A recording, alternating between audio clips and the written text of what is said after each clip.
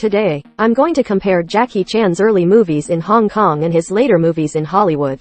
Jackie Chan is one of the most famous and influential martial arts stars in the world, known for his unique blend of action and comedy. But did you know that his style of filmmaking changed a lot over time and across different markets? Let's find out how and why. Jackie Chan started his career as a child actor and stuntman in Hong Kong in the 1960s. He was trained in the Peking Opera School, where he learned acrobatics, martial arts, singing, and acting. He was influenced by the legendary Bruce Lee, who was also a Hong Kong star. Jackie Chan wanted to follow his footsteps and become a kung fu hero. However, he soon realized that he could not imitate Bruce Lee's serious and intense style. He decided to create his own style, which was more humorous and playful. He also incorporated more props and everyday objects into his fight scenes, such as chairs, ladders, umbrellas, and even fish. Jackie Chan's early movies in Hong Kong were mostly low-budget and independent productions. He had more creative control and freedom over his projects. He could improvise and experiment with different ideas and techniques. He also did all of his own stunts, which were often very dangerous and risky. He suffered many injuries and accidents during his filming, such as breaking his nose, teeth, ribs, fingers, and even his skull. He also performed some of the most spectacular stunts in cinema history, such as jumping from a clock tower in Project A, sliding down a pole covered with electric lights in Police Story, or falling from a helicopter onto a hot air balloon in Armor of God. He always showed the outtakes and bloopers at the end of his movies, to prove that he did everything himself and to make the audience laugh. Jackie Chan's early movies in Hong Kong were very popular and successful in Asia.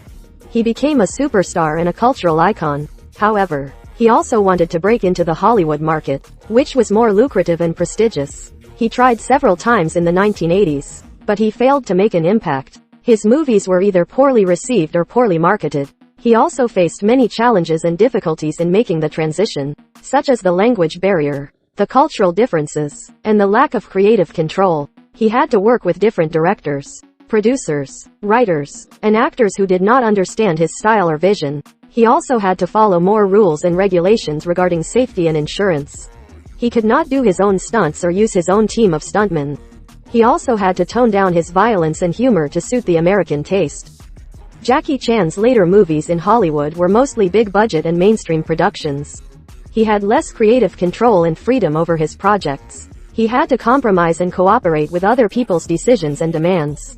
He also had to adapt and adjust to different genres and formats, such as buddy cop movies, spy movies, or animated movies. He also had to work with more special effects and computer graphics, which reduced his reliance on physical stunts. However, he still managed to maintain some of his signature elements, such as using props and objects in his fight scenes, such as pool cues, jackets, or skateboards. He also continued to show his charisma and charm through his facial expressions and body language.